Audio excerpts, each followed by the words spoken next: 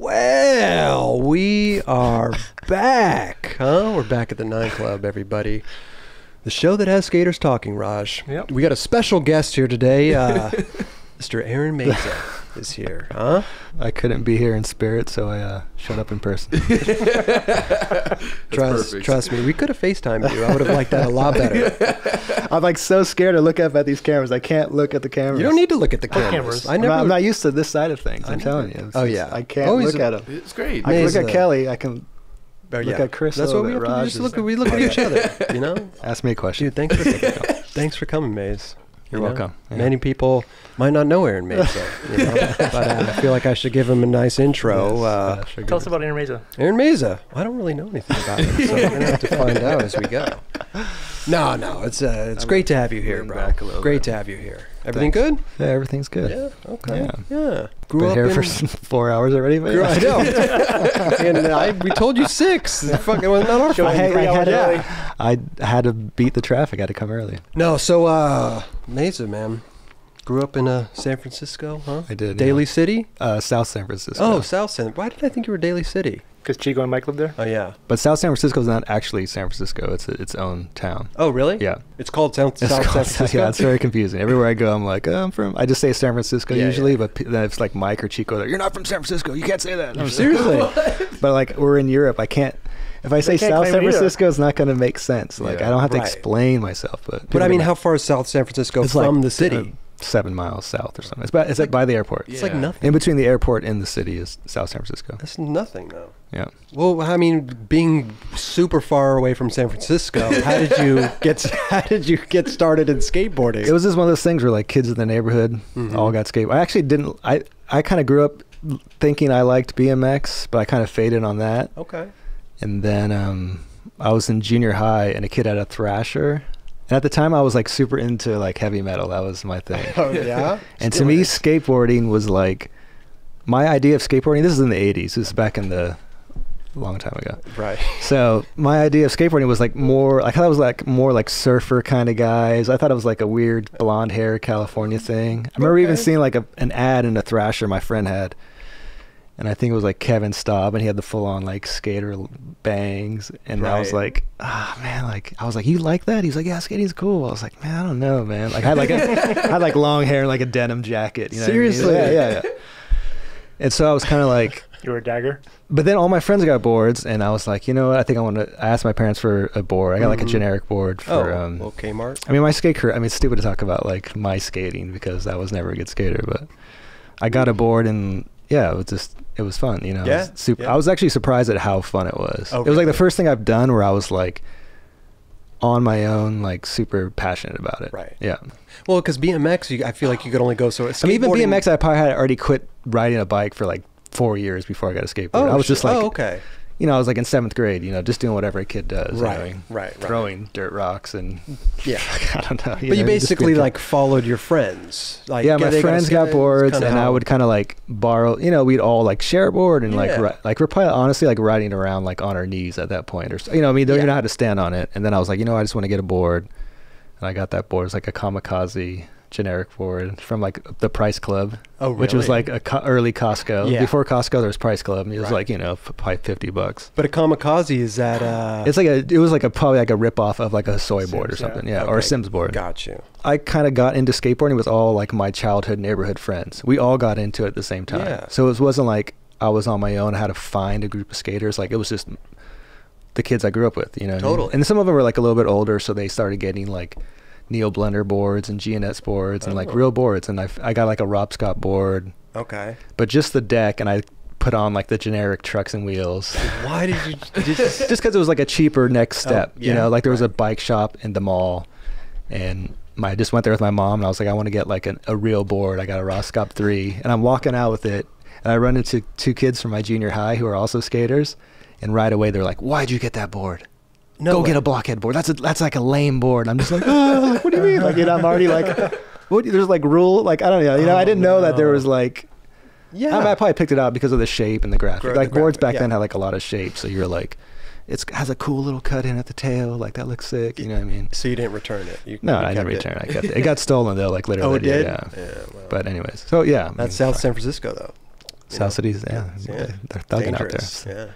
Yeah. I remember like distinctly skating in front of my friend's house and being like, I want to be a skater. Like I want to, this is super fun. I want to like learn tricks. I don't want to just like, this isn't just to have, just cruise down to the bowling alley. Yeah, like, you know what I mean? Like I was like, oh, I want to like, let's skate. Like, let's learn how to skate. And it was like a time of like, honestly, like the flow of information was so goddamn slow. It's crazy. Like we probably didn't know what ollies were for like 8 months or something. Like, you know, it's like a primitive, it's like an 86. Okay. So that kind of stuff is just taking place, but I haven't seen a magazine yet. Or video. I think my cousin, he skated. He was a little bit older than I was. Okay. And he had like a contest video, like a Del Mar video.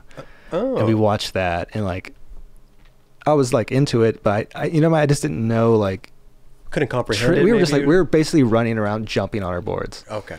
Like jumping off a bench, like doing bomb drops or whatever, you know what I mean? Like power sliding with our hand on the ground. Like you grab your rail front side and be like, and then eventually like we got videos. And you know, when in junior high, there was a lot of kids who skated. Okay. Right. So it was like a boom. It was coming off of like all the kids who saw Back to the Future.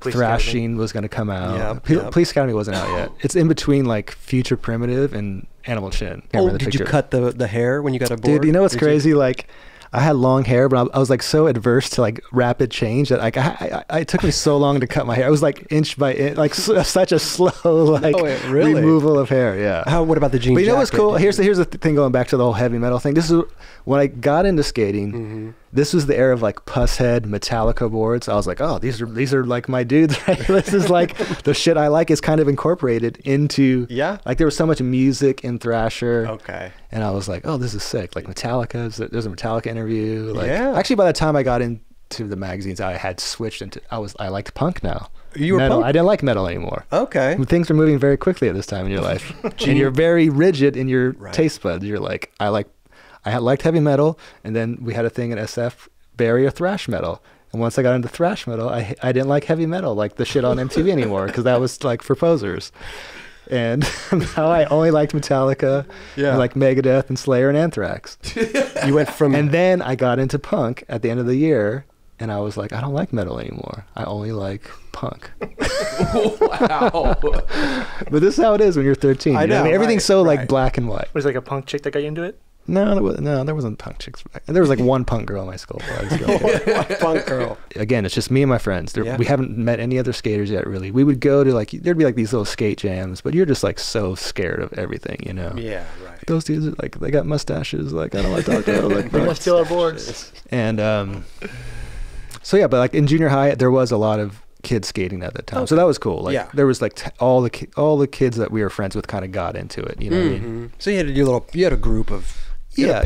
And we'd skate around and we figured out, you know, I mean, we lived next to San Francisco, so we knew, like, you know, we would go to places in the city, like sometimes, like the first time I'd been to Embarcadero, like I had already been there just as a kid, like, oh, look at the fountain, as a tourist, basically, you know what I mean? Like hanging out there, going to the Hyatt Hotel to ride like the glass elevator, you know what I mean? Like, then you go there and you're like, oh, this is Embarcadero, like, oh, I've been here, like, you know what I mean? I love like South San Francisco, 7 miles away, and they're going they're going on a tour. My parents were from San Francisco. They moved out of the city, like they're part of like the urban flight, whatever you call it. Like they got out of the city in the 70s, and like, but my grandparents lived in the city, so I was in San Francisco a lot as a kid. Just regardless. And then so your first time in Embarcadero, was it popping? Was it a lot of skating? Dude, it was like one of the craziest days ever Seriously? of my life. Yeah. So again, like we're in junior high, and Pal Peralta is like the hugest thing ever. Okay. I never had a Pal board though. I just want to state that. But anyway. Never. So Penal Code is huge. Like Future Primitive, we had at this point we've saw some videos and we're catching on to things, and you know, we saw the Future Primitive video, just like a friend had it or something, or back then you could rent it at a video store or something. Okay. And we hear like, it wasn't Animal Chin at the time, obviously, but they're like, the Bones Brigade's filming a video and they're going to be in Embarcadero this Saturday or whatever it was, Sunday. How did that information get out? That's what I'm saying. I don't know. I had like. Again, like at this time in my life, I'm like the youngest guy of my group of friends. I have older friends who are like they're probably in high school. Okay. And I have no idea how, but you just hear these things. That's like crazy, there's going to be... It wasn't like a demo or anything. They were filming. No, they were filming for the next PAL video, which to us was already a huge thing. Okay. I'm probably in 7th or 8th grade at this point. I think I'm probably in 7th grade, I'd imagine. crazy. And we go to Embarcadero. And I had heard about Embarcadero, like I said, but I didn't put it together that what spot it was. Yeah. But I had some friends and they were like, I'm like, what is at this place? And they're like, it's just like curbs and stuff. At the time, I'm like, curbs? Like, there's a curb in front of my house. Like, I don't understand. Like, what do you mean by curbs? Like, Where's the bank ramp at? So we go there, and there's literally like probably at least 200 kids skating there that day because the word got out that they're going to be there. Yeah, like you get older, and I'm friends with like Mike, Carol, and Chico, and those guys, and like we talk about like Mike was there that day. He was like, yeah, well, they were there too. And what happened was they never showed up, but they supposedly came the next day. Interesting. But word got out. It was like literally 200. I'd never seen that many skateboarders, and like so many good skateboarders. Like dudes were doing like, launch ramps are big at the time. They're doing like launch ramp tricks off the stage. I'm just seeing like the most insane skating probably in person at that point in my life. Yeah. And so I was like, all right, this place is crazy. Honestly, like probably James Kelch is probably there that day. You know what I mean? Oh God. And through that, we would now like we know we're Embarcaderos. We would go there throughout the years. Yeah. Okay. Would you take the bus there or? We take the bus. We take like that day, honestly, that first day, I think my parents dropped us off. My parents were like into like, we would go to punk rock shows again in junior high. I'm like, or heavy metal shows, club shows in San Francisco. And your parents would drop you off? They'd drop us off because they wouldn't go. They went to like one concert when they took me to see the Scorpions when I was in fifth grade. My mom went and she sat through it. And I had an older brother and stuff, but I think that she was like, I'm cool on this. I'll just drop them off from here on out. So they would like drop us off and like go get dinner or something. But we'd be like fully, like I remember in 7th grade going to see Anthrax at a club with just a friend of mine. And they just dropped us off and we'd go into the Stone and watch the fucking heavy metal show. Would you ever sneak in some drinks or like some... No? Okay. Yeah. Again, so they took us to Embarcadero and just dropped us off and we skated around, be here at 5 and we'll pick you back up. Me and my friends. So huge skate, 200 kids. Yeah, it was crazy. Insane. And I remember just seeing like, there was dudes...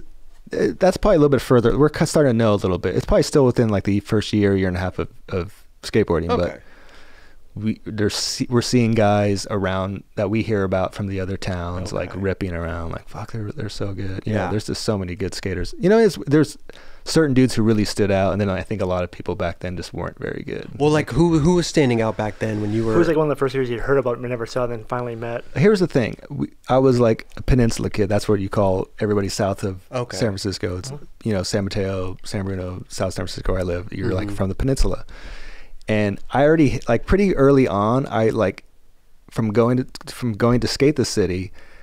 You start seeing certain dudes. Yeah. Like, you know what? You would see like Shelby Woods. I don't know if you know who that is. Guys like that, like early on, Scott Thompson, like the early Embarcadero guys. There's kind of like a later era of Embarcadero in the early 90s where it gets really popular. Yeah. But there's like certain dudes who had been going there, like James and Scott and Shelby and Jake Vogel, like from like super early on. You know what I mean? Yeah. So you would see guys like that. There was this dude, Lucian, who lived kind of close to us, who was like it's like, again, like guys I can talk to Carol about, like, remember Lucian? He was sick, right? Yeah, he was like, he could have got on 8th Street, but he's like, because also around this time, after skating for about a year, there was a boys club in South San Francisco where I lived, and they would have Friday night skate jams. They would get the gym and pull out like a couple of launch ramps and like a wall ride ramp. Okay. And that was like super huge for us. Like every Friday night, it's like, it would honestly, again, this is a time when skateboarding was fairly big. Yeah. And it was like, couple hundred kids again, like wow. So you would just flying off the launch ramp. So at this point you would choose that over Anthrax concert? Or at this point I was going skating was making sure where your priorities. The boys club was every Friday night, and that's when I actually found out who Mike and Greg were. They would come the guys there. Even the guys from San Francisco or they were from Daly City, but like Rick and Mike and that group of guys would come. There was a lot of dudes. This guy Abner, I remember that guy for some reason. He was like super good at skate. It seemed like all the guys from the city were like way better than us. It just seemed like that. So I was building this like idea, like the skaters from San Francisco are just like on another level. Yeah, they were like, I looked up to them straight up. I mean, it's funny because you were like the same age though, right? It's like I was older than some of them even. Well, Mike is like a couple years younger than me. But like Mike was like a known guy, and he was known as a brat already. He got kicked out of the boys club. No, he didn't. Yes, he did. Because after a while, they had a wall ride ramp, and they pulled away like a piece of linoleum that was against the wall, and they realized the wall was destroyed. They're like, no more wall rides. Why did he get the rap for that? Well, Why? he started doing wall rides. They kicked him out. That's a story we heard. So they would come down, and we were like, I remember like they were, again on the wall ride ramp before it was like a bust.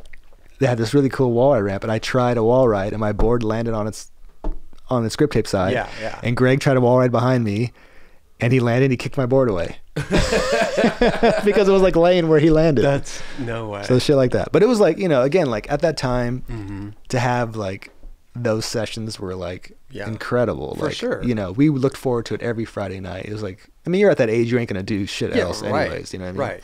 And you weren't saying anything to them back then. I wouldn't talk to anybody I didn't know. So there was stuff like that. I mean, we knew like going into the city, and we would start taking the bus into the city and getting off a couple stops early from Embarcadero, say, and skate down through like the Mission or something. You're kind of just hearing, like, for instance, like we would go to Embarcadero and we would hear kids talk about China banks. We're like, what are these China banks? Like, I'm not going to ask anybody where they are. Like, we'll wait like 3 months and to figure out where they are, rather than like just ask somebody. Why? Hey, Why didn't you just ask? I don't know. We were just so intimidated. They're so intimidating. Yeah. We're just overhearing this stuff. This is the day we're like, we're all like standing around the stage or whatever. And Shelby Woods is like, "You got any money? Who's got some money? I need to get a burger." Checking your pockets. Yeah, you got a couple of bucks. Like, they're not robbing you, but they're like, "Hey, you got $1?" Like, they're not scared to be like whatever. You know what I mean? Like, so they're just like older, scary, and they're better skaters. At that time, when you're little, if someone's a better skater, they're like, they have rights. Somehow, just because they can do more tricks than you, they can fucking tell you to leave. I love that. Or whatever. Yeah. So like throughout the years, we're skating all over the city, and then going to Embarcadero at different times. Sometimes you don't go for weeks or months even, you know what I mean? Then like you're skating just Golden Gate Park or around, you know what I mean? Right. And then you just kind of go there. Well, let's go to Embarcadero today. It would go in phases. Yeah, for sure. Again, back to that boys club, they had a contest at the at the end of the year or something. They actually had a contest for the kids, and like Tommy Guerrero showed up, like Jeff Hedges and these guys, and it was like cool. Like you're just like, damn, like. You realize like skating, like I'm idolizing these guys as more so or as much as anybody in my life. Musicians, sports figures when I was a kid. And here they are just walking through the boys club by my house. You know what I mean? I was like, wow, this is like, you're at once idolizing them and can like kind of touch them in the same thing. So, but when did you realize, like, because you filmed a lot when you were, in Embarcadero and stuff. So how did you transition from like skating to picking up a camera and doing all that? Probably when I'm like a senior in high school or so. Okay, so I had 17. So this is a time also too where video cameras are coming out. Right. Like parents, I think my dad borrowed a video camera. I think we might have tried to film a couple of things. Mm-hmm. And my friend Danny had a high, it wasn't even a high 8 camera. It was just like an 8 camera. It was basically a high 8, but it's just a different. Like JVC? Just like a consumer camera. Oh, yeah. It's like a high 8 size tape, but it wasn't quite high 8. The one you put into a VHS tape? Or no. It was just a regular smaller. It's like, what? Yeah. It's high 8 basically. Before my time. Yeah, it was no before idea. For sure. We started to film each other, and I honestly, like, I was like very bad at it. Oh, seriously? Yeah. I would try to, without a fisheye lens, like roll and film like you do and see in the videos. Yeah, like, right. But not realizing like, they have a fisheye. Maybe you can see the tail a little bit right there. Yeah. There's half a wheel in this shot. Yeah. Like, but at least you're trying, out there filming each other. But it wasn't like, it's kind of hard to explain, but it's not like, I want to be a filmer. I'm going to do this. Like, you know what I mean? Because there's nobody in front of me to model that after. Yeah. There's like Stacy Peralta and coming soon maybe Mike Ternasky. Mm-hmm. Okay. And that might as well be like George Lucas and Martin Scorsese. Like, that's easy, right? They do it. Like, it looks that hard. It looks like you have to be the company owner to do it. Mm-hmm. And like in the case of Pal Peralta, it's like it looks like a movie. Yeah. It looks beautiful. Mm-hmm. It doesn't look homemade. Ternowski kind of brings in this homemade look to it. So you start to think like, oh, maybe it kind of looks like what our video camera a little bit. Yeah. You know what I mean? Yeah. But at the same time, you're just filming your buddies. Yeah. It's not like we're just doing it to go home and watch it and transfer some of it to a VHS tape. Maybe make a sponsor. No, not for me, not at all. But at this time too, it also kind of includes we were a little bit older, and again, because there wasn't a lot of kids skating, some younger kids we'd go. This is the time where you're like, fuck, hanging out. I'm like 18, hanging out with two 14-year-olds. Like, this fucking sucks. But anyways, they were like, so some of those kind of kids, yeah. Fast forward to when I'm like 38, hanging out with. Dude, there was a time at the Long Beach ledges, like, or those ones by the swimming pool. Yeah. I mean, seemed depressing at the time, and that was already like a long time ago. And like, the cops came in one way, and I ran with a group of little kids. I wasn't with them, but we were like, I was there with like Spencer Fujimoto and a couple other guys, Tony Ferguson or something. Okay. But they came in one way, and me and this other just group of like kids ran the other way, and the cops sat us all down. They're like, "How old are you? 12? How old are you? 13? How old are you?" I was like, 28. I just felt so lame. Like, God damn it. So you get the JVC camera. It was your buddy's camera, though, right? Yeah, it was my buddy. Yeah. Then I think my dad got a similar type of camera at some point. For graduations and stuff, family stuff. Yeah, right? just for family stuff. Yeah. And then my friend Danny and I, we figured out. We went to the mall and bought a fisheye lens. We split it like where would an you $80 get a fisheye in the mall? Just at the like camera store. Yeah. Oh. Anyways, we bought a fisheye lens. Yes. For like $80 or something. Okay. And putting on the lens actually was like, oh, this almost looks like a New Deal video or something. Oh. Like it almost looked. And we had some friends who were getting pretty good at skating, like. And I remember filming like one trick of this kid Jeremy, and I was like, man, this kind of like, it was like a backside 1 foot over like a little gap. It was like a good trick, and like I filmed it okay, you know what I mean? Like, and it kind of looked like you can almost put this in a video. Oh, that's right. Yeah. These videos that are coming out like New Deal or something. Yeah. I mean, wouldn't be like the best trick in the video, but it started to look like that. Okay. It looked a little bit like what we were seeing. Right.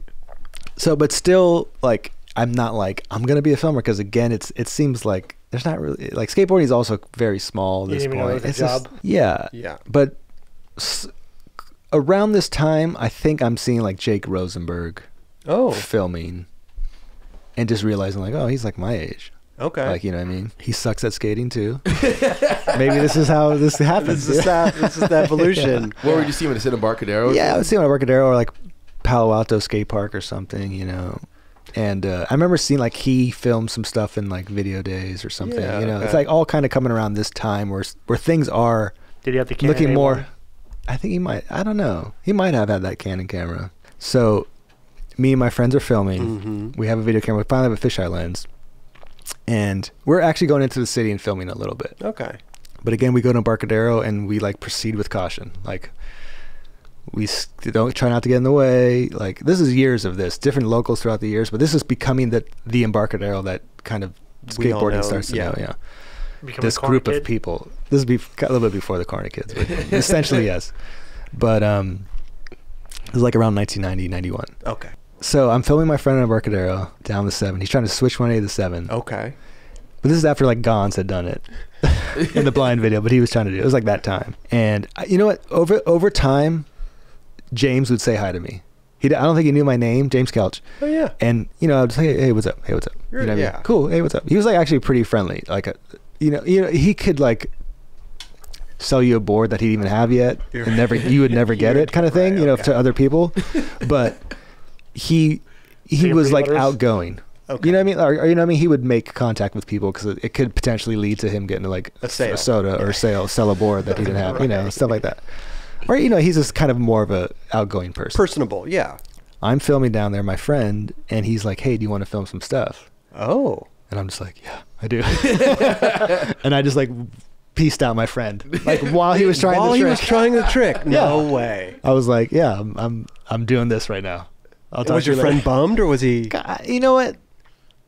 Or just maybe a little bit. But it's already been done too. Yeah, I was like, still. It's already been done. And we were just filming for fun. It wasn't like, someone filming for a bit. We were just filming for fun. So I was like, did you have the confidence to go and film Kelch? At this point, I had, even though it was probably shortly after getting the fisheye lens, like probably only had it for a couple of months. And I'm actually realizing this again by watching these tapes, like how fucking terrible I was at filming at this time. And I thought like I was somehow doing it already. Yeah. Like even like I'm filming shortly thereafter for like, we'll get to it later, but like world videos, like blind video and stuff. I'm like, dude, this is insane that this was even used in a video. Seriously? And because I think we were so like, didn't have any money, we were like, it was like start stop, like so fast, like Didn't want to waste tape. like the dude's like 4 feet before the stairs, and I'm just starting the film, and like he'd land it and like maybe roll like 10 feet, like stop it, got it. Like no sense of like, I think also I was intimidated to like, I have no footage of like any of the people around me, like, hey, like I'm literally filming like a guy trying something down the little 3, watching these tapes, and next to me I can tell it's like LeVar, Marcus, Lee, Carl, Henry Sanchez, and I never once like just film them sitting there like you would do now, because I'm probably intimidated, and back then it's again like just cameras are coming around. Yeah, they'd be like, yeah, don't fucking film me. Like, why you film me? Yeah, just some kids. But like, you know, we're friends. But you know, it's just like, that's like my biggest like regret is that I didn't film more of just like hanging out. I can see that. Yeah, it's just skating. Right. Maybe you know what? Even just the footage of me and my friends skating around town. There's not that much. Yeah. Well, just goofing around. It's just like get the trick. Cool, because those tapes back then too, probably. Yeah, it was the tape. Yeah, it wasn't that much, but it was more than we had. You know. Yeah, exactly. But anyway, so James, we filmed actually a bunch of the best I've ever filmed in my life in like 45 minutes. Like a line where he goes through the entire Embarcadero, and Ollie's this like fence at the end that he had like a Spitfire ad like right before that doing. Like films like I think 4 or 5 like really cool things. Okay. And I was like, this is amazing. Like this is I mean, yeah. And it's like around 91. Okay. And then he gets somehow he gets my phone number, I guess. He's like, I want to keep filming. And I start hooking, like, I think the very next time I hook up with him to film, he's like, hey, they're starting a company called Plan B. It's going to be like Danny Way, Rick Howard, Mike Carroll, Hensley, Sheffy, and Eric Costin and Jason Carney. That's what he told me. I still remember to this day. Whoa. That was the lineup at the time. Okay. Wow. And he's like, Carroll wants me to be one of the AMs too. I think Carney and Costin were, his version, were going to be the AMs. They weren't, but he's like, I want to try to get on Plan B. Mike says, like, I can probably get on. I just need to film a sponsor me video. Oh my God. I was like, dude, this is like, I'm hearing skate gossip. You know, it's funny, like, again, to rewind, we'd go to FTC a lot before this, before I really knew them. And like I said, James was kind of like, James recognized my face at a certain point. Yeah. Like a couple years before probably. And we walk into FTC and he's like, Gator killed his girlfriend. We're just like, no way. Like instantly have like a pit in my stomach. I'm just like, what is he telling me right now? And like, there's this woman, Kim. I don't know if you know Kent from FTC, but his mom, Kim and Lloyd, they also ran the shop. And she was like, James, don't tell them that. Like, why he was telling them, like, they're too young to hear this. He was telling you. He just like blurted it out to us. Like, guess, like walked right up to us. Oh shit. Guess what? We're just like, what? Gator killed his girlfriend. We're just like, oh my God. Like, it was like, super upsetting. It was like highly upsetting. But anyways, so we're filming for this Plan B sponsor me tape was the plan. Good segue from Gator. Yeah, and it was like my entree into this group of guys. Okay, right. And I think by the time we probably filmed for 2 months. And I think by the time we finished what we were trying to do, like I think we sent it to like 101 or something.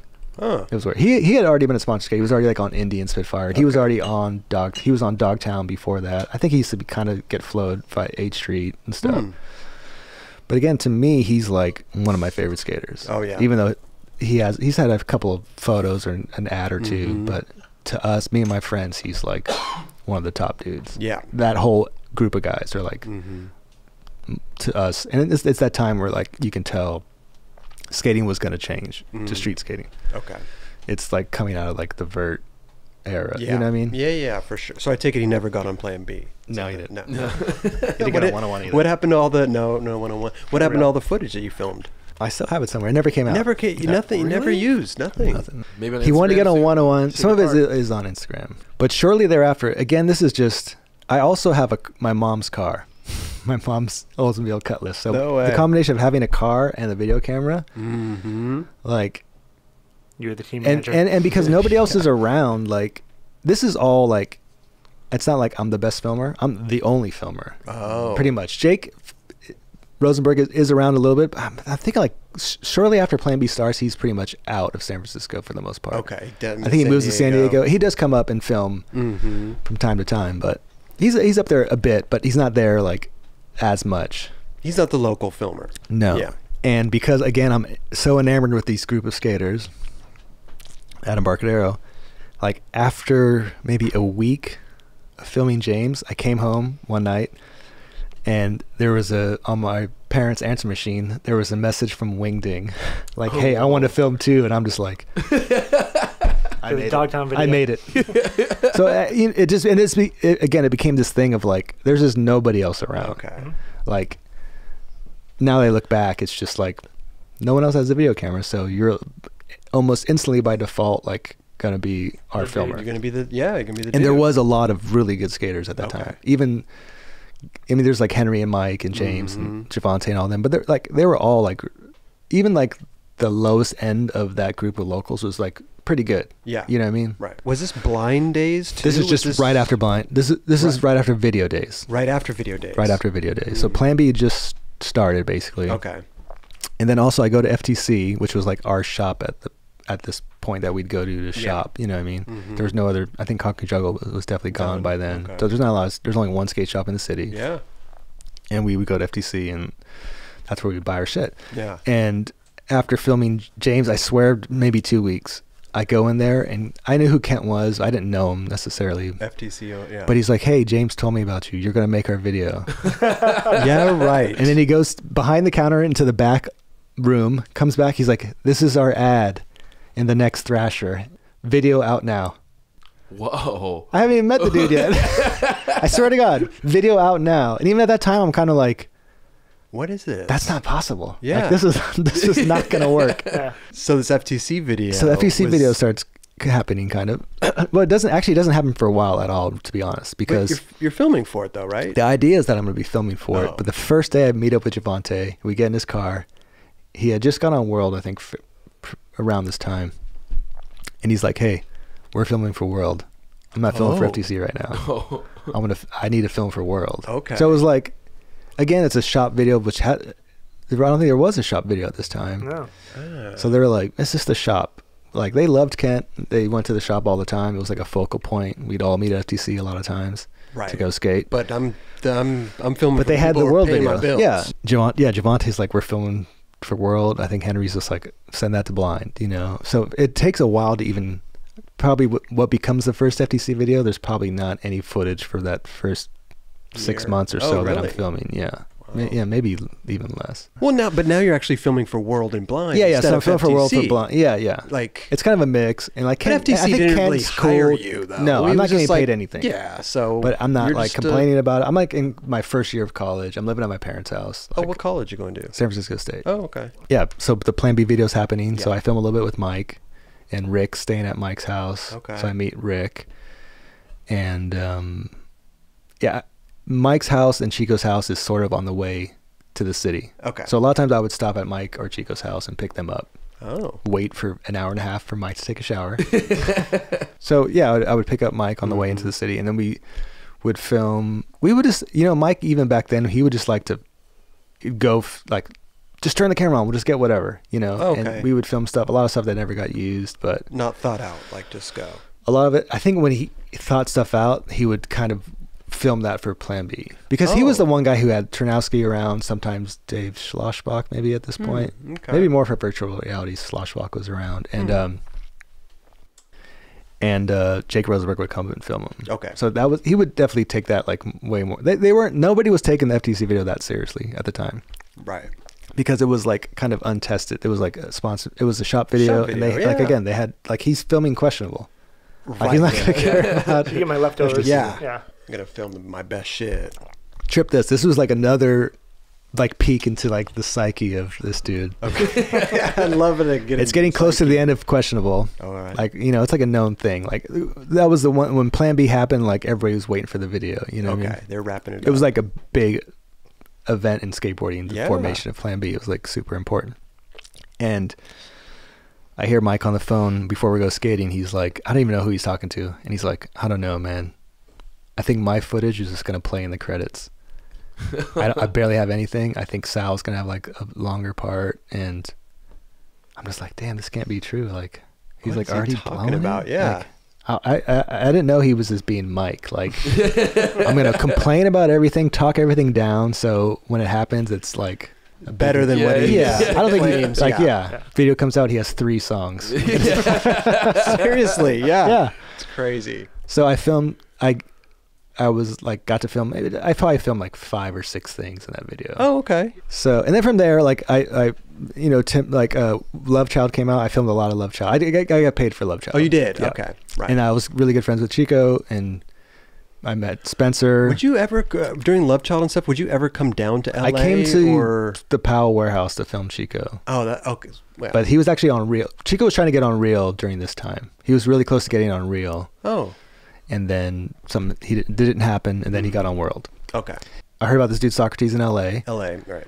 And I was kind of in San Francisco filming. Right. And that kind of would back then that's it. You need one guy in LA, one guy in San Francisco. And you can film the whole video. Right. So Sock's doing LA, you're Sock's doing LA. He's like dudes. I'm kind of hearing about this dude Sock, and I was like, man, I want Who were you talking to at World at the time? Roddy Mullen, actually. Right. Seriously? Yeah. What did he just put me on. Chico's like, talk to Rodney. And he's like, so you'll film Chico and Spencer, Javante. Were you tripping talking to Rodney? I was Mullen tripping. Yeah, I was tripping. Yeah, I was tripping. And did he say like we'll pay you? I hung up the phone. I was like, I talked to a Bones Brigader. No way. He was like the first one I talked to, but we might have talked. The idea was I would get $10 an hour, which seemed great. Interesting. But if you looked at my invoicing, I'd be like, I think I filmed for 2 hours last week. I didn't realize like maybe when I leave my house, I should start the clock. Yeah. I'm just like, well, I was at Embarcadero for like, I probably just skated for like 45 minutes or hung out, like ate a sandwich. I'm not going to, I think the actual filming was like, it was just terrible. Like, but I would get paid like, I'd send invoices every few months, like probably just written on a piece of paper. Okay. And I would send it in. I would get a check I probably made less than $1,000 off of that video. Oh, you should have, yeah. But again, I'm not like tripping too hard. I'm living at home. I'm still young. And you're with all these dudes, right? I'm just like happy and at the time, if I'm honest now that I'm older, I'm sure I was trying to play it cool, but I felt privileged to be. Skateboarding was changing, and we knew that these were the guys. Yeah. Barcadero was the place, and these were the dudes. And for me to be, at all associated with that was like more than enough. It was great. Yeah. For sure. Yeah. I was like, it felt great because I love skateboarding, and it felt good to be a part of something that, just like when I was a kid, when I saw Sick Boys or Powell video, I was like, oh, like, if somebody is getting that same feeling from these videos, like, and I help make it like that, that's all I was really like looking to get out of it. I felt the same way during the courthouse and stuff, it's great. But Sock was like a real, like, he was a person that he filmed better than I did, and like I felt like he was more integrated with the company, and I was like, oh, I want to maybe be more like because Sock's in Socrates, LA, and then what happened to the FTC video? So the FTC finally fucking. So eventually, like, I'm sort of like holding on to a few things. Okay. I'm getting a couple things at Chico. So it's kind of weird because like I started off filming with James and those guys, but they were like, I think James got on Reel. I wasn't really filming him that much. He's like not even in that first video, which is only a couple of years away, but like. He's just like doing his thing with Reel, or it's kind of getting like, and FTC had started with this team, but it started to become like Scott Johnston moved to SF. Yeah. So it kind of became who I was skating with. Oh, right. Scott Johnston, Chico, and Mike, I think, have the parts. Jerron had a part. And here's how, like, thank God, like Sock gave me like a transfer me tape of like unused footage. Oh, yeah. And he was like, because everything that's in that first FTC video, that's LA, is shot by Sock or maybe Tim and a little bit of Tim Dowling, maybe. I think mostly Sock. Which I swear that video is probably 12 minutes long or something. The actual skating section, it's so short, and it wouldn't have been possible without that transfer me tape. Wow. To like flush, because like Jerron had a part that I think I filmed one trick of Jerron's part in the FTC video, but he had enough. I was like, I'm giving Jerron a part. Yeah. and yeah, so eventually we just got to a point, and then. Towards the end of filming that, Mike quit to start Girl. Quit Plan B. Wait. It's after virtual reality. Wait, finally an FTC video. Girl had already started. It just started. Really? Because I was supposed to get Mike's footage that didn't make virtual reality. We saw we had the tape of all his unused footage.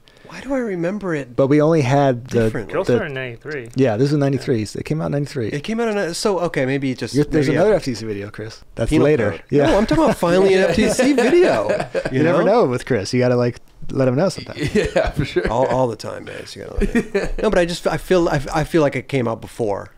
It was right when Girls started. Yeah, like right when Girls started. Because, like I said, like we had Ternowski was going to let us use his unused footage from virtual reality, but by the time we went to go get the original tapes, we had the transfer tape. It bounced. He was like, "Nah, I'm not going to give you that footage," because he just quit. But meanwhile, like when these 2 years have passed trying to do the FTC video, is Kent from FTC kind of he's kind of, but he's not paying me, and he's like a cool dude, and he knew enough about skating and knew how these guys were. They were already like, at this point, Javante already owes him like $6,000 in product and wing dings like this. You should have realized that. I guess at one, I think because of like Scott, who didn't have anything to film for, he could like actually put a little bit of effort into it. Yeah. Mike actually had a close to a full part, and Javante didn't have that much footage. Okay.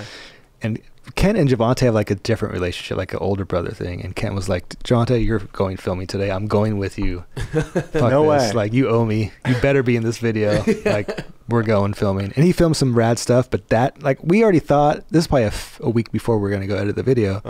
And we had already thought, like, Mike's part was done, but he was with us, and he ended up getting a couple things at Fort Mason. And we actually went to the top of Wallenberg, and that was the first time anybody had filmed lines over those little brick walls at Wallenberg. And he filmed all that stuff in one day. I think Javante might have filmed something too, but Mike's like, I'm just going to frontside flip this one and follow me, and I'll... What? No way. That was the first time anyone skated that? Yeah. I mean, I think filmed. Filmed, yeah. In a way where, like, I'm going to do flip tricks over these walls. Yeah. I remember seeing that spot, being like, this spot is so sick. Yeah, he filmed, like, I swear... And then over the drinking fountain, too. Yeah. There's probably, like, 4 things from that day. So sick. Yeah. So his part got like extended way better. Yeah. In just like one day of just like him tagging along with Javante. Javante got stuff too that day. But yeah, and I believe it's the same day that, if people remember, like they're sharing a board and they're like, one guy does a tray flip. Yeah, right. I think it's the same day. Yeah. So sick. Yeah. Wow, dude. And then when you start to edit it, are you editing it yourself? Here's how it worked back then. Like, this is linear editing only, tape to tape. Tape to tape. We found, I think, Thrasher or Reel. There's this place, I think it was called Abracadabra Editing. Okay. It was like downtown, south of Market, like in the industrial area. Like, it's a guy, you sit there and he presses the buttons. Like, one guy would cue up the tape, and I would be like, cut it there, and then cut it there. Like, you know what I mean? Stuff like that. So you finish the FTC video, that's all done. And then where do you go from there? I'm still just living in San Francisco and like taking care of like the filming needs of random people around. Random At this stuff. time, Scott's around. I'm with Scott a lot. Okay. He's on Mad Circle. Yeah. Did you film any of the Mad Circle video? Yeah. With the horns blow? Moses would come to town. Oh, Moses. I love filming with Moses. Really? Oh, Front nose slides. Yeah. Like back then, like, he was like an amazing ledge skater. For sure. Like all the fakey front crooks and all that kind of stuff. I was a big fan. I like Moses. And then Girl started. So I was friends with a lot of those guys. And it's kind of like World. Like, Tim Dowling was in LA and I was in San Francisco. Okay. And at the time, the company was very like split in that way, where there was probably like a good 8 guys in between Girl and Chocolate. Like about 8 dudes lived in SF and the rest lived in LA. Yeah, because you also got like Ben and Shamil and those Ben and Shamil, also. York. Yeah, got on. That was another thing that was like a very big event in skateboarding, obviously. Yeah. And huge. Because World had like, and when World's going on, like there's kind of like nothing. There's Real, but to be honest, like, it was very hard for any other companies to make any headway during those couple of years. Absolutely. Right. They had gotten every great skater, Ronnie Bertino, Brian Lottie, everybody like came over. Right. And they had like 4 good companies, and like between them all, they had almost everybody. Real had a good thing going too. Like, I feel like that was another brand that was... World Boards felt so good. And people loved the boards and stuff. And they were killing it. They were killing it. I would hear like the gripes though for some reason. Oh, you would? I think... I never talked to Steve Rocco. I talked to Rodney a little bit, but I didn't know him that well. And this is not anything that I came up with, but I felt amongst the writers that there was a sense of they were disposable. Oh. And I think with their own insecurities of being young and a skater and being in the limelight, there was like a little bit of pressure for some of them. Okay. Coming from either themselves or imagined from the company, or really is coming from the company, because maybe they let go of like Dune and Ron. You know what I mean? I don't know. You never also like retiring dudes. Retiring like in the dudes videos, in the video. I think Yeah. Hensley retired himself from what I can remember. Okay. You know, I didn't know him, but that's what everybody's seeing. But like Sal kind of got parked. It felt like. How I old don't were know the they? story. How old were they when they were getting retired? Young. Like Hensley, Sal was probably like 23 or something. I mean, but back then also, in the vert skaters that were huge skaters from the 80s, like Chris Miller retired when he was like 22 or 23. Jason Jesse's like 23. Right. Incredible skaters. Seriously. That was just the way it was. Yeah. And but these guys were like, York quit World for Stereo. Yeah. Okay. Stereo happened, and I was around those guys a lot, so I filmed those guys a lot as well. I was really good friends with Greg Hunt. Oh yeah. I would film with him, and Mike Dare was in town. And Mike Dare was incredible. Oh yeah. Like, so good. I know like a lot of people talk about Ethan Fowler in that first Stereo video, but like, and he was obviously came in super late and got a whole part and was incredible, but like Dare's pop at the time and just like his trick selection, like he was really good. Yeah. There's this vibe of like World's this like obviously got the best skaters, the best boards, best videos, best graphics, best ads. Yeah. And then but something's kind of like a little off maybe for some guys. Some guys not, like I'm sure, but and skating is also still a small thing. So like to leave a company is, you're leaving one company for $1,200 to make $1,500 over here if you're high end. Yeah. You know what I mean? Like dudes are trying to make $500, $1,000 a month. I think the Plan B guys, they're like doing well. Yeah. But it's like it's not like somebody quitting Nike to just, I'm just gonna fuck it, do my own thing. You know what I mean? It's not like that. It's like marginally better, or just I want to be with my friends. Yeah. Okay. Like I don't know. Like York for some reason had quit before these guys. So this is right before those San Francisco contests in that fountain they would do like every year. Oh yeah. And like Plan B started at one of those basically. Oh. It was kind of like a weird like platform to like announce things in a weird way. Yeah. Like Plan B like kind of emerged at that contest 2 years before, and it was like a big, that's like when Sheffy did like the late shove it, and like they came in like, whoa, these, and they were like all in the top 10, some of them, you know, Danny, Sheffy, and Mike. So again, San Francisco's contest is coming up. Everybody goes to Embarcadero. Like we go all the time, but like now people are coming in from out of town a couple days before, and I'm walking up to Embarcadero, and York, I think I was with somebody else, and York comes up to me, he's like, dude, everybody just quit World. He was so happy because he had already quit World. To him, he was like, I told you so. He was like, I told you so. Yeah. He was like, it's like this dude, you know, I mean, named everybody. They all just quit. And we were just like, oh, like to me, it's like, where were you when Lady Di passed away? You know what I mean? Or whatever. Yeah, like it's monumental. Yeah, it's huge. Seriously, like some crazy historical event. To me, it's like I could point out the spot probably like to the left of the stage at Embarcadero, or like, and it was like holy shit. And like he named all the skaters, and like, and for us, there was kind of like probably cliques within all the World camp. Okay, like Rick and Mike were close. Yeah. Sheffy was in San Francisco a lot at that time, so that like made sense. You know, Guy and Rudy were super homies. Like Tony Ferguson was in San Francisco a lot. We all knew him. Okay, so it made, and he was Rick's friend from Vancouver. Like all the Jerron, like all the guys you want, like made sense. And I think at the time, maybe Colin was gonna do it and Henry. Oh. But they ended up not doing it, going that way. When Girl started, did they ask you to film, or were you just filming just See, at the beginning, they had all these like weird, not weird, but like, we're not going to make videos because they just came out virtual reality. We're just going to skate for fun. Like they kind of had all these ideas at first, kind of like, it's going to be no pressure. They all got paid the same. Like, you know, they're all getting like $2,500 a month, which was a lot of money at the time. You know, like a decent amount. I think some guys on Plan B are probably making more than that, but like that was going to be like a very democratic, we're all homies. There's not going to be that pressure, because I think for Mike, and more so than Rick maybe, but in those two in particular, they were coming out of like a very like pressure cooker situation for them, according to them. You know what I mean? You know, he called me up one day. He's like, "We want to make a video in a week. Could you come to LA?" And I was like, "I can't, dude. I have classes. I can't leave school. Like I just can't." And he's like, "All right." And that was it. I feel like I was like, did I just like stop these guys from making a video? But they had Tim Dowling right away. Tim Dowling became the filmer. I think Sock stayed with. So obviously, Sock stayed with World. Yeah. Even though Sock was close with a lot of those guys too, but he had been working. He was more integrated with World, where I was like kind of a World filmer, but I was filming other people, and my World guys were like Carol Chico. You know what I mean? The guys who did Girl. Right. You know what I mean? I wasn't on the payroll. Yeah. And I didn't get on the payroll for anything for a very long time. So straight up. And so eventually they did want to make a video, and it was like, again, Tim down in LA and I'm in San Francisco. Yeah. But I'm also like going to school and like, so. Did you have another job at any point? Or? Up until that point, I would work these summer jobs at the school district I went to, like doing manual labor. I think I only did that for a few summers in a row. Okay. What, like digging trenches and stuff? Painting schools and moving furniture, yeah. You don't really... Yeah, I know my hands are pretty soft. You don't really take you for the manual labor type. But so I kind of just fell in with Girl that way. There you go. Because I was close with Mike. And then shortly thereafter, Chocolate started just a few months later. Yeah. So and again, I'm filming those guys. I'm filming Chris Pastris and those guys for Stereo. Yeah.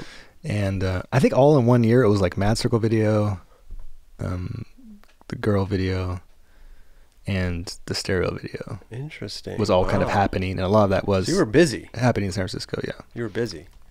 You weren't getting paid. But it was like I could be filming some other random dude. I don't know, just going to Embarcadero. It's like a lot of like, I'm just going to go to Embarcadero and whoever's around will film. Right. It's not too thought out yet. Yeah.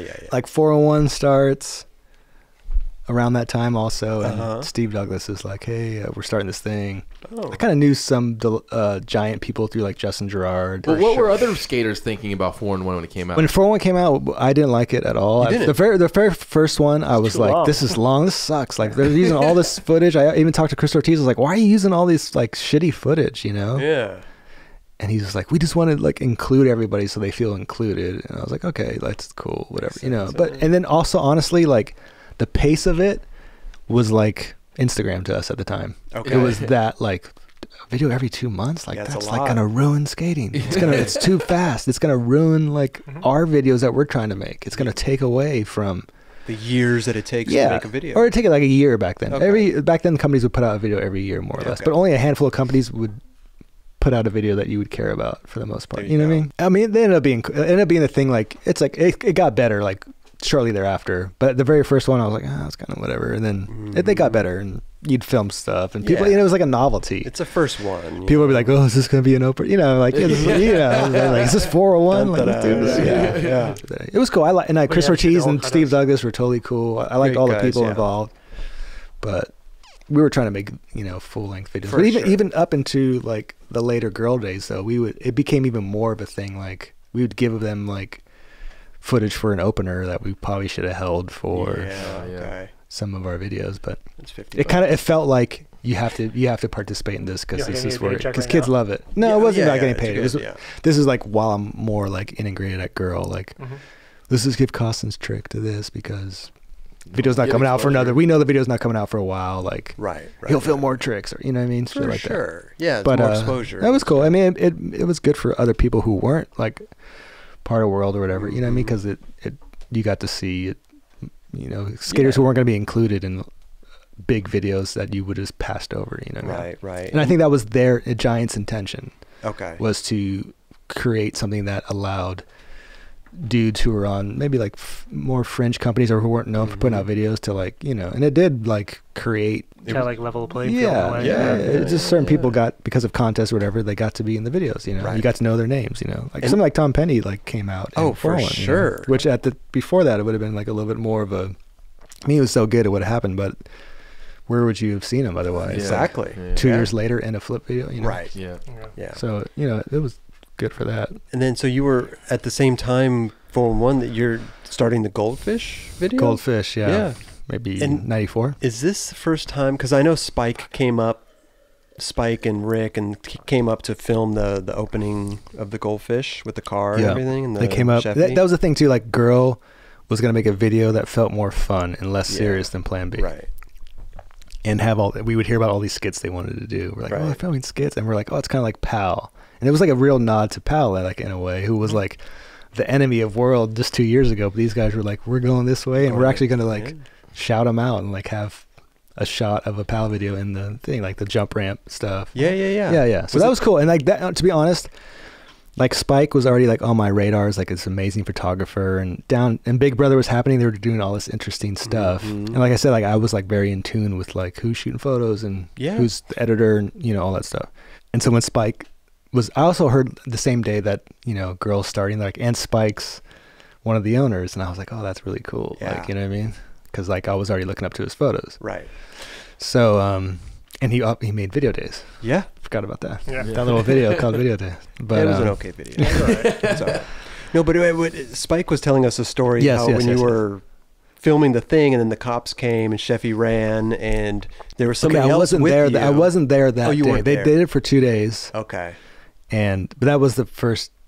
That following day, I met up with them, and they were like, "Dude, we had to like run from the cops." And that was the first day I met Spike. I knew Rick and Mike already, and Sean. And he said somebody else was with them. That it was this dude. I'm almost positive this dude Don Carey, who was like a sponsored skater. He rode for Think. Oh. Yeah, he used to ride for Real. He was like an SF dude. And he got arrested, or he got stopped? He got held. I don't know exactly. I remember them telling us there was an APB on this car yesterday. They had to go to the rental house and switch it out. We're just like, we're going out today. Like, who can, like, you know what I mean? Like, yeah. So funny, man. So it was cool. And like seeing them, and they had the goldfish in the little jar. They went and bought it.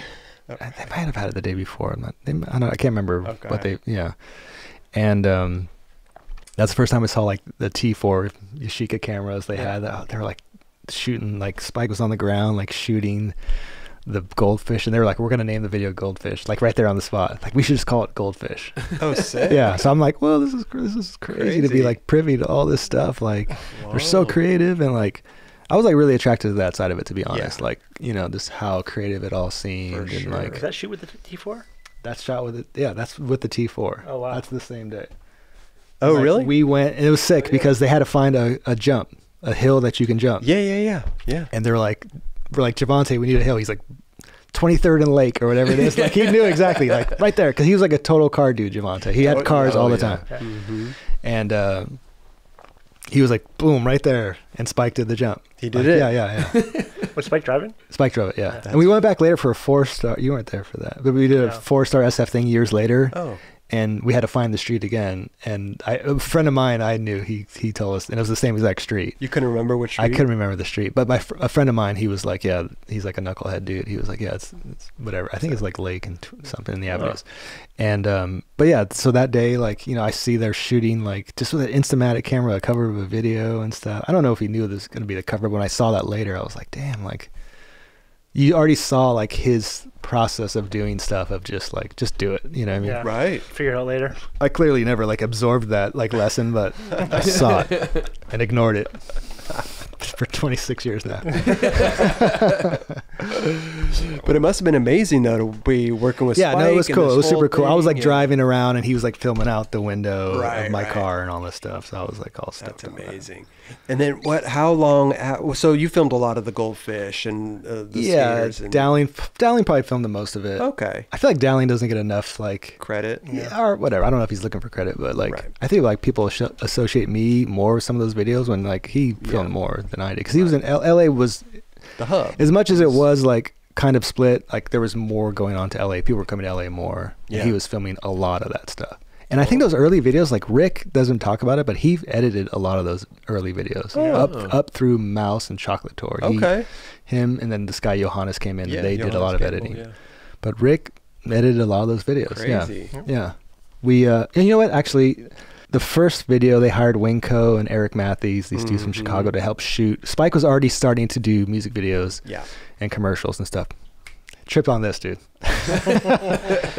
Did you guys talk about like what came first, that skit or the Sabotage? Yeah. Did you guys talk about that? Right. Yeah. I swear to God, it's again one of these things where like Sabotage, I'm almost positive came out before Goldfish, but I'm almost positive that us filming in San Francisco was before Sabotage. Because like I said, I know that was the first day I met Spike. Yeah.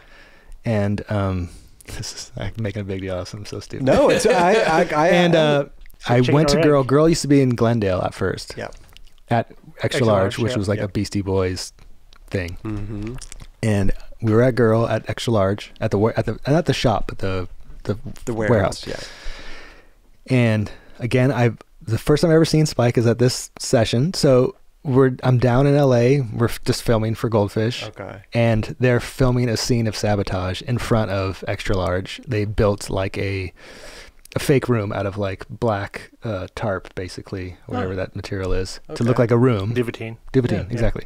And I saw MCA walk by, and they were filming like opening like a case for like a drug dealer. I think it was what it was supposed to be. It's like a shot in the video. Yeah. That's after I had met Spike. See what I'm saying? Yeah. So, and I remember seeing Sabotage and being like, these are like the wigs and mustaches Rick's wearing. Like, no, I don't know if they're the same exact ones, but it's like that same idea. Yeah. But again, I meet Spike and SF. I see him at Extra Large, and they're filming Sabotage later. It might only be like a couple weeks later. I don't know. But it's all around the same time. Yeah. Yeah. Interesting. But I think for sure Sabotage came out. Yeah, Sabotage came out before Goldfish. Right. Yeah. But I'm almost positive the Goldfish skit was shot before. Did Spike even answer that question? Those guys are like Mike, Rick, Spike are like a terrible source of their own story. Especially Mike and Rick. Right. Yeah. Like all the time I have to be like, no, like this video comes before this video, or like you know what I mean? Because they're like, I don't know, they're not like nerded out on it. Like right. They're just like, no, Pretty Sweet came out before Mouse, right? Yeah. We can kind of get into the second FTC video through this. Yeah. Here's the deal with the second FTC video. Again, it was taking a long time because of other things and people just like being kind of lackadaisical about it. Yeah. Is it a video you want to do or do Kent want to do? Kent's like, almost right away, he's like, I want to do another video. I was like, okay, like, let's just let it marinate a little bit, and then eventually it came time. Don't put out an ad right now. Yeah. And just wait on the ad. Yeah. But again, it was kind of like a little bit of, I mean, it wasn't any big deal, but it was like, oh, this video's taking a while. Yeah. I remember like talking to Lance Mountain about it because I knew him from a girl tour. He's like, that video's never coming out. Yeah. That was a good video. At the time, it wasn't that. It really wasn't like this. There were so many good videos at the time. It didn't seem to like hit that hard in any way. I don't know. I didn't really. It seemed people liked it later. I have a feeling. Well, I feel like, because you're like you said, there's no way for you to gauge it back then. Yeah. You know. And also, I knew they were starting to film Mouse, and I was kind of like, I need to finish this FTC video so I can film Mouse. Oh, yeah, gotcha. I was like, you know what? So you rushed. And I was kind of made it a point. I was like, I want to finish this, and I figured I can get like paid like a salary for Mouse too. So I was like, let me finish this video, Rick, and then I could just like, and I think again, I was like, if Dowling has footage, like they let me use some footage. Oh, they did. Oh, because they put out this matinee promo before Mouse, and they said you can use like this trick. Like probably not can use those. Okay. So I was like, help me finish this video. And then RB was like a huge part of that video because anything you see from the East Coast in New York, RB shot. Interesting. Okay. So that was like a big help. And at this time, Huff is in San Francisco, and all his friends from New York are coming to San Francisco. Chris Keefe, Ben Leversedge. Oh yeah. Keenan. Right. Peter BC, all these guys. So I knew all those guys through Huff, and I was like, these guys seem similar to us out here in San Francisco. Like they skate in like the city. They're city skaters. They skate everything. You know what I mean? They have that vibe. For sure. And so I was like, I want to include those dudes in the FTC video. Like especially like Chris Keefe and Peter. I knew. And they didn't really even skate for FTC. So but at this time, that who skated for FTC was like a irrelevant, very like loose interpretation. They got a shirt and a sticker to their own theme. They can borrow a board from FTC. You visit FTC, you're in the video. Dude, 80% of FTC stock I think was like gray market stock, like straight from the skater. I remember Mike Carroll would get like Gerard's boxes, like just go straight to FTC. Wow. I remember like they talked about like the world heist kind of thing. Yeah. I remember whatever Mike had stolen from the warehouse and sold. I think it was from this. I'm almost positive. He was like, dude, I didn't go to my ATM for like 6 months because he just had a fucking box of cash from selling it all. It's amazing. Yeah. Anyways, so yeah, it was kind of based off of just who was around. Yeah. And who I was just going to be like, yeah, this guy could be in the video. That makes sense to me. And then around this time, Bobby Pulio came to San Francisco. He was killing it. He was on Stereo. Next thing we knew, he was like kicked off Stereo. Oh. I don't know. I think he didn't get along with Ethan maybe. I can't remember what it was. Okay. And he was one dude. Like Mike has a great part again, but he's not like, he's being like nonchalant about it. Yeah. Scott's like trying, but he's might be filming for Mad Circle too. I can't remember, but you know, I'm always around Scott so much that it's by osmosis he's gonna have a part. Yeah. And who else is in the video? Well, Rick and Mike share. Rick and Mike share a part. Yeah. And like all the LA footage again is either Dowling or I think Sock even gave me footage for that of like Fabian and some of those guys. Yeah. Okay. Well, the montages were good too. Yeah. And hey, the music, proper music selection. You know, it's funny. Like Chico was like, "That music sucks." Oh, really? It's funny because people like reference the music, and I think a lot of people really liked Huff's song. Oh yeah. And he picked it. Oh, he did. Yeah, Mike picked his song. Huff picked his song. And now you're editing on better equipment now too, so you have more And control. Huff was like, "I want to skate to a reggae song." And I was like, "Oh, dude, you're killing me, dude." It was a good song. But I didn't hear the song You yet. didn't hear It was just like a that. reggae song. Yeah. And then when I heard it, I was like, "Oh, this is great." But that's probably the best song, and it's totally Huff picked it. Yeah. Sick. But so then Bobby was around, and he was killing it. And that was probably like one of the way Dare from like the first Dare video, like I'm filming with Bobby, and he's going for it. Right. And I'm having like, and he kind of came in like later, but he's the one guy who's just like, he was only doing that, where pretty much everybody else is also filming for their sponsor. Gotcha. And yeah, he put like a lot of, and he was like kind of skating things differently and like starting that whole kind of like a little bit more creative. Yep. It's not like super tech, but smooth. The stare back at the wall. That was kind of funny to us. Oh, the wall ride? Yeah. And I like got along with them great. Okay. We were totally friends and like had a fun time hanging out with them. And when there's like Roger knows, like when there's somebody who wants to like, you're not like, come on, dude, like let's just try to film. Like it could be a drag. And he's like really, he wants to do it and he's like pushing it, you know. Makes it a lot easier. So that kind of makes it like, okay, I can make this video. Like I think I can put this out. And so yeah, so it came, I was like, let me finish. And here's the thing. Rick was like, you can edit the video here at Girl. You fly to Girl. Oh. And this guy, Johannes Gamble, who I didn't even know at all, he's like, he's going to help you do the video. I'm like, who is this guy? Like, I've been around Girl since the beginning. Like, well, who's this guy I don't even know about? Who's this dude? Like, you know, how's there a guy, Girl? I don't even know who his name is. He's like the best dude. And he called him Johnny. He's like, Johnny's going to hook you up. He just kept saying it to me like I knew who he was. I'm like, Rick, I don't know who this dude is. Like, who is this dude? But he knows how to work on a computer, and I honestly don't. Okay. And again, it's Media 100. He teaches me kind of how to use it, but he's also like pressing the buttons. Gotcha. And before I did the FTC video, there was a guy just like, you're press start, stop here. But he is a skater and he's very creative and he's, he's very smart, of course, and has great taste. And so he's like, I'm having a hard time putting together a part. He's like, how about like this? You know, he's helping me make it too. Yeah. So he's, did you bring your flashcards? No flashcards. No flashcards. But okay. We become buddies because it's like going to camp. I probably edited that video in a week and a half, him and I, at the most. That's great. We're just at Girl every day doing it. Okay. But, and it's that thing where all of a sudden you're with somebody every day and you're like, day 2, you guys feel like you're like best friends, you know? Yeah. So it was cool. It was like like a great experience. Sick. Like, you know, he's like a good friend to this day. He's a great guy. And while I'm going to back and forth to Girl here and there, but I distinctly remember they were like, had a VHS tape. They'd come back with Tim Dowling and dump footage to this VHS tape just to get a feel for what they have. Okay. And Mouse is kind of like the Goldfish and Paco were like a year after each other. Right. I feel like Mouse took like a little bit longer, but still like within the count, like, you know, it's like 94, 95, 96. Right. Yeah. Where it was like summer, and then maybe fall for Mouse. Okay. But I'm in there and I'm seeing Guy and Eric are going off. I think if Guy and Eric are going off, so they're gonna make this video. Not everybody's like caught up to them, but they're obviously, you see that video.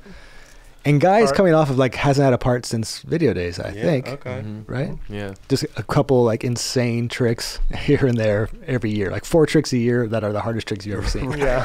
So people are like, we knew like people were gonna see that Eric has a part. And then they're going to think the video's done, and then here comes Guy's part. Yeah. Or they knew that. Rick and Johannes knew that because they did the editing. But I'm seeing this footage while I'm making the FTC video, and it's making me feel like shit about it, to be honest, because it's like the footage of Guy like at Kenter in like those like running shoes where he does like the banked event. Yeah. I'm just like watching that like, damn, clip. this is like insane. You're it's like making me feel like second guess. Make that cut right there, Johannes. I'm like looking at this tape and then watching the video I'm editing. And like I thought the video was okay, the FTC video, but honestly, videos. Like not to like try to fake being humble, but it kind of came out and people seem to like it. But I feel like years and years later, more people, older guys would come up to me and be like, "Oh, I really like that video. Like that video was cool." Like you know, because I think in that same year, it's like Welcome to Hell, Mouse, and Eastern Exposure, all within like probably like a 6-month period. Yeah. And that's like those videos are like bigger videos than FTC video. So at the time it like came out and I was happy with it and people seemed to like it. And, but it just, I feel like it gets a little bit more like romanticized as time goes on. Yeah. Especially like when I go to Europe, like every time we'd go on like 4-star trips, like one old guy would be like, though. I really love that video. You're like, thanks. Music is so good. Yeah. But what about Carol though? He had, and Mike, or I'm sorry, and Rick, they had a lot of footage in there. Wasn't it supposed to be for Mouse? Or you know what, Mike? Here's the thing. Like, I don't know why, but Mike was like, just use all this stuff. Just use it, and I'll show him whatever for Mouse. But he only has like maybe 3 tricks in Mouse, right? He has a couple lines, but he doesn't have a part. No, him and Rick. Yeah, so he kind of like, I don't think he intended that footage. I think in his mind he thought it wasn't good enough for Mouse, and then he got hurt and kind of fucked himself over. He kind of washed his footage out, and then. Even Javante, I think, was like, "Oh, I should hold this for Girl," but like his relationship with Kent, like, But Javante only had a couple of tricks, probably, but yeah, it was definitely like, I kind of wanted to get it done so I can like maybe get, I don't know, I feel like I have a memory of like I can get a little bit of money per month from Girl for. I was like, hey, I want a salary. Okay. Even though it was like under the table, like not under the table, but I wasn't like a full-time employee with benefits, but like they were gonna pay me. Perfect. But that was only probably for a few months when Mouse came out. Only probably a few months after that FTC video. Oh, really? Yeah. So I went to Vancouver with Eric and Mike, and that's when Eric did like Nollie Nose Blunt Slide. That was like the first time I ever filmed with the VX1000. Oh, really? We went and picked up a VX1000. It just came out, and I kind of didn't like it. Like the lens didn't fit as good. It wasn't as wide. Lens, and like if you watched, he did a bunch of shit in one day. It was like the first day we got there. He did like a nollie nose grind down, like a long rail, a different rail. Okay. No, I'm sorry, just the front side nose grind down a square rail. Oh yeah. I think it was the ad too, and then he did like a nollie fronts. He did like nollie 50-50, and then did like a nollie frontside nose slide, and then a nollie nose blunt slide, like within like a half hour. Wow! But it's like kind of the footage is kind of dark. I didn't like know how to work the camera really. Oh, yeah. Is it the same one or the same day that Keenan Switch Crooked it? Yeah, same day. Wow! But that didn't come out. I don't think. The Switch Crook came out. I think I put it on Instagram or something. Or no, it came out in like a bonus. Like, he did it because I filmed it a Switch Crook at those Santa Barbara rails. Yeah, and he used that one. Yeah, that was in the box set, I think, the Switch Crook. Yeah. Do you film that line of Costin in Vancouver where he's like skating down the thing and then he does a front board on the flat bar rail thing? He had a girlfriend up there at the time, so he'd go up there. Eric was always like kind of a step ahead, but around that time he started to like pull away even like crazy. Totally. I remember Carol once here the year one year, we're at Shafee and Eric was doing all these manual tricks, and Chico was like, I don't know. Should have gave it to Eric. I don't know. Giving Carol some shit. Yeah. Wow. But it was like amazing time to come to LA at that time. Like, so did you actually move down to LA? I didn't move down to LA till like the late, I think 98, 97. Oh, okay. Around Chocolate Tour. Chocolate Tour. You're in that one. I am. Oh, yeah, did you write the script for that? I had to write out the script for the Chocolate Tour. Oh, you did? The lines, yeah. Gino Skate I didn't come up with the story idea, but like it was like you write it out. Was that improvised? Dude, I think I was telling him that. I always thought that was improvised, the Gino Skate part. Yeah. But in this box where I found these tapes from my parents' house, the script was in there, and that's in there. Oh, it's as York saying it. Gino Skate part. Oh, I wonder. And I was like, I thought that was always it was in as like.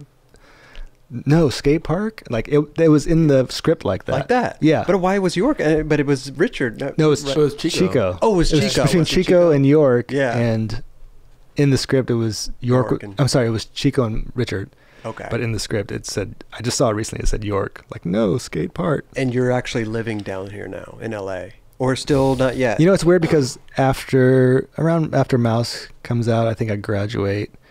And there's like a year probably where I'm still at my parents' house, but I come to LA for like 3 weeks and stay with Eric or Tim, and then go home for like a week and then come back down. And at this time, Chico and Mike And I don't know. Maybe Chico had moved here, I think. I was gonna say, didn't some people start moving down here? Yeah, Chico moved down here first. He had a kid with a girl. Nobody to film up there, so yeah, no, it kind of was like that. We were having a lot of fun down here at that time. We were like going to clubs and we were like in all club that guy, stuff. Huh? Manual labor and clubs. It was just that time we were young and we'd skate every day and like go. Right. We met we were meeting dudes who you go to Warwick or something. Where do you go? That was before all that time. So yeah, it would like me, York, and Carol and Chico. I think Chico moved down around that time, and we would just stay on Eric's floor for like weeks. Amazing. When did you two first meet? You and Chris? I don't think I met you during Chocolate Tour though, because you were kind of like inserted into that video like kind of last minute. Right. Because I was. But I knew who Chris was because we saw the Listen video. Oh. Right. And that's how we got like Robbie on. We had like the Listen part. Yeah. And we were like, let's get him on Girl. Chose him before me. That's pretty awesome though. So like you and because we thought like Girl had like they never put people on very, but like Robbie, I thought like a lot of us thought like Robbie fits, like he does the tricks. At the time, Girl never had an AM too. Girl, right? It was all pros always. Was the first person and Robbie to get on since the beginning. Though McCrank was a pro. No, he's a pro. But like, I think from Goldfish to Chocolate Tour, like nobody got on. Nobody until McCrank and I think Robbie. Well, I mean, he was the first AM to ever get on Girl. Yeah. Oh, you know what? I'm sorry, Keenan and Gino. Keenan and Gino came later. Oh, yeah. And even York came a little bit later. Right. That's true. Yeah. That's true. But JB almost got on at one point. But then Pepe Martinez, they wanted to get on at one point. Wow. JB, I think. Oh, and then Stevie and Scott got on. Yeah. But after I was the first one after a while to finally get on. And Stevie and Scott, like, here's the thing, like, it was like every year the videos came out. I think Chocolate Tour was like 2 years later or 3 years after Mouse, maybe. It was kind of like people were partying too much, like having too much fun, right? And it seemed less focused. Awesome. Yeah, it seemed like less focused to me a little bit than like the previous years. You mean the Hot Chocolate Tour, or the Chocolate Tour? Chocolate Tour. Okay. The parts were all pretty short, but like great video. Guy and Gino came out filming a lot of really great stuff, and then like I think Guy would say the same. He would like disappear for a little bit, come back out, do like he'd like I'm gonna go skate today and film like a few like really great things, and then be really picky. Like I don't want to use like a couple of these. I'd be like, what are you talking about? You know which video I always skip over? It's so funny. The Paco. Yeah. Paco's such a great video. When Gino came on the show and he walked in with Guy Mariano, and I was like, dude, if this was like 15 years ago, this would have been the craziest sighting I've ever seen. Like Gino and Guy walking in somewhere. Like, but again, like I think Stevie getting on and having that last part and Scott like helped the video like for sure flush out because they're not even the skits. We filmed the skits so much earlier. Oh, that they're not even. By the time they got on, they're not. The skits were already done. Interesting. Yeah.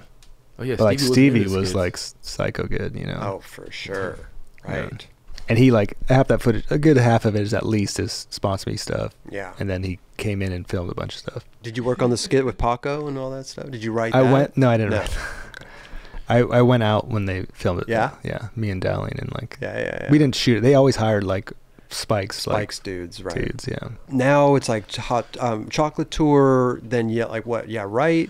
After Chocolate Tour, almost immediately after I quit to go do Skateboarder, like a couple, maybe within a month. Right. Yeah. Why did you do that?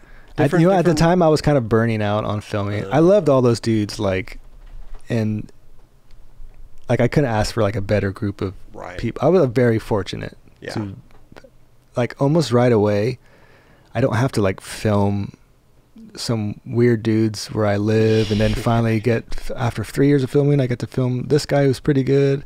Like, and it's just like, it's nothing to do with myself. I was just in San Francisco, so like one of the first videos I filmed for is like questionable. So right away, it's like I'm fortunate to be with dudes that people like and want to see. Yeah. And that's like, it's not like I'm the best filmer in the world. It's just like I just was lucky enough to be with the guys who were the right guys who were changing things, Yeah. And that people for a long time, and kind of a new thing is like they have these long careers where like, again, like back to like the 80s, dudes are pro for 3 years or something. All of a sudden, like that's still going. Like these guys are still pro, for like a long time and still like skating at a high level for sure. So like I get to ride that, you know what I mean? Yeah. So it afforded me like a long too long of a stay, probably. And then so you were kind of just, let me try this new thing with skateboarder. I was kind of burning on filming a little bit, to be honest. Yeah. Like, I liked it, but I was just like, man, I want to do something different. Like, it had been a while. And in this time, again, Thrasher's in San Francisco. I'm going to Thrasher, and Slap started, and I have good friends with Lance Dawes. Okay. And he's the editor of Slap, and I know Jake. I'm cool with Jake, and he's the editor of Thrasher. So I'm around them a decent amount, and I'm like, I kind of like this. Like, I don't necessarily want to shoot photos, but I like sitting in an office. Magazines are still a big thing, you know what I mean? And like, the chocolate tour took a long time. Yeah. And I was like, this could be, and at one point, I think I was writing some stuff for Slap and shooting photos actually a little bit here and there. Message boards? No. There's this thing called magazines. Like the editorial. I think they're stuff. on limestone, or what is it called? Oh. Paper. It's paper. I'm just around Lance a lot, and I like Slap, and I think at one point I thought maybe I would even work for Slap possibly. And then but then I also became friends with Mike Ballard, who lived right down the street. There was a time where we all lived in like a very condensed area of LA. Okay. Like, I lived campus. Across the street from me was Tony, Chico, and Mike. Down the street was Cliver and Tremaine, and then a little bit down was Dimitri and Scott. That's amazing. And then down my street was Ballard. And Mike Ballard had just started up Skateboarder Magazine. And he's asking me questions all the time. Like, what do you think of this? What do you think of this? You know what I mean? Like, here's some layouts. What do you think? You know? And at this point, I've been writing and interviewing people for magazines here and there. Like, they're doing an interview with Carol, like, you do the interview. Like, or Scott's got an interview, could you do the interview? You know what I mean? Just kind of like, how about I work for you? And so Ballard's like starting this magazine. This guy, Sean Mortimer, was the editor. And after like one issue, Sean Mortimer quit. Oh. And I was like, I want that job. I'm going to get, Ballard, he's like, I want you to have the job. Oh, wow. I was like, cool. Like, I want to do it. And like, it was perfect because the chocolate tour video just ended. Gotcha. So I didn't feel like I was going to leave them hanging or anything. Right, because there's nothing else to work on right now. Yeah, I mean, I knew they would eventually get around to doing the video, but I was like, this is kind of like lining up perfectly. Yeah. And like, from being around Lance, I saw, like, dude, I've not lied, like, I've probably eaten like $3,000 worth of meals off of Lance's Slap credit card back in the day. Like, over the years. There you go. Like, he was just like, we're going to North Beach, we're going to go eat. A nice restaurant. Like, let's go. Like, all the time. Like, it was just like, so I'm seeing, I was like, dude, like maybe I should do this. This is a good thing, yeah. But I just liked it. I don't know. For some reason, I just wanted to do something a little different. So what were you hired to begin with? And it was weird because, like, I never worked at a magazine. I worked for magazines, like, just freelance. Yeah. But because Mortimer was the editor, I got hired as the editor. Like, just overnight. Straight up editor of magazine. Yeah. Wow. That's skateboarding. Like, you become whatever dumb title you want to have, like, in an instant. So now you're in it. What's your title at Soltech? Team manager, marketing. Yeah. You know nothing about those topics, but see, here you are. You can just do that. What are you? You're a host. So he's a director. It's just like that. We're just people, man. We're just skateboarders. We just sit at a table and bullshit.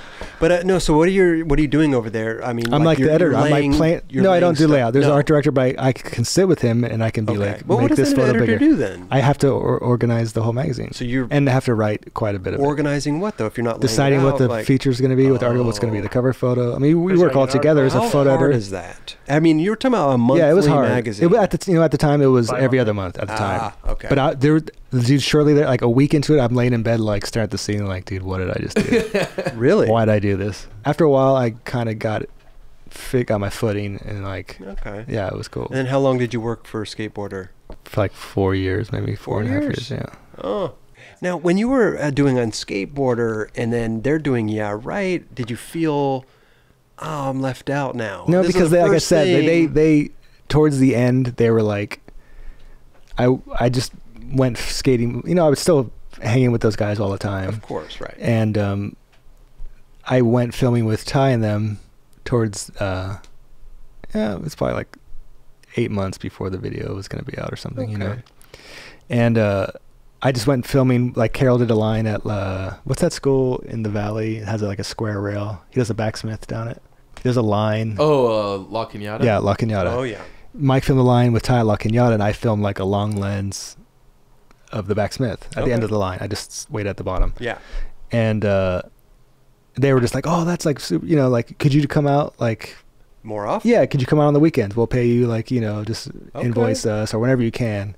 So I got to be around all the skits and stuff again. So it kind of worked out perfect. 'Cause like, I think it took Ty a while to get those guys to like get serious about it. So I kind of missed that whole part. Right. You came in the golden hour. I mean, I filmed like maybe 10% of the video, if that. You know, I mean, not a ton. I filmed like a decent amount actually, but and I think I even got to film some people's like last tricks or something. Oh yeah, you know what I mean? Wow. There you go.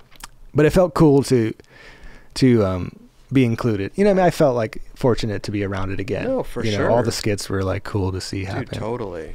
Most of the skits. And then what happened with Skateboarder after 4 years? After 4 years, the staff kind of like imploded a little bit. Okay. You ran it into the ground. No, all the dudes quit Transworld. Okay. So half the staff went to Transworld after that. Got you. Okay. Yeah. Right. And at that point, like I was like, dude, I'm done.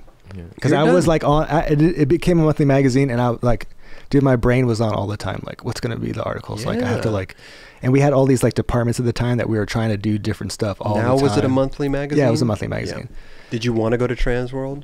No, you're over it. I didn't want to move to San Diego, or I just didn't want to work for Transworld either at the time. 4 years though. It's a good run. It was a fun time. I actually really liked it. Yeah. Sick. Yeah. And then then you went back to I went right back to Girl. Yeah. And they were just starting the Lakai video, fully flared. Okay. But at the time I talked to Ty, and I don't know if people really know this, but like Ty and Greg Hunt, they were trying to make like an IMAX skate video at the time. That was they kind of pulled Spike into it to help him. Like he would probably produce it or something. They were talking to Spike and trying to get meetings, and they were having meetings with, I don't know who, I guess it's just IMAX. Yeah, IMAX. Sorry. And so they. I'm surprised it hasn't happened yet for Ty. Yeah. I mean, he pretty much did that eventually. Yeah, the last one. But him and Greg Hunt were going to try to do this thing, like a high level skate video, like shot on film. You know, that's like a big step from where skate videos were at the time. Like a huge step forward. And I think Rick was worried that like, this is going to eat up Ty's time. We need you to help film this. We want to do a Kai video, and Ty's talking about this thing over here. They had like, you know, they were cool with him doing it. Yeah, for sure. But they knew they were going to have someone else help film the video. And then the thing never happened. Yeah. That thing never. And they wanted to do like a Krell Tap video at the time or something too. Okay. So I don't know. There was like stuff going around. And so I just came in and then I ended up just basically helping film Fully Flared. Wow. And I would work during the week on Krell Tap or whatever. Yeah. I mean, you know how it is, like Girl, you like looking at graphics or helping with, wearing helping out. Yeah. And then on the weekends I would go film for Fully Flared. Yeah. And go on trips too, here and there. Perfect. And then Badass Dumbass, one of the best videos. And that's the thing too, like it was becoming this, I was doing Krell Tap and video, like online video stuff was starting to happen, or like short form. It was becoming like we can make weird little videos. Yeah. Back then it was like iTunes podcast at first, or even before that we were just doing like weird, like on like a MPEG camera. Like that was like, we'll film an MPEG trick in the back of the skate park, and that'll be the clip of the day. Like Rudy doing a rock fakie on a quarter pipe. The fake parking block. Yeah, that was like a little bit before, but like it was like.